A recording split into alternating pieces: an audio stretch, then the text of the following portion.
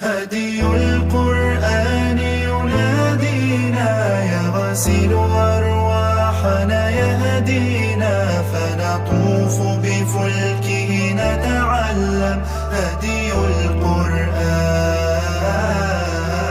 هدي القرآن ينادينا يغسل أرواحنا يهدينا فنطوف بفلكه نتعلم هدي القرآن.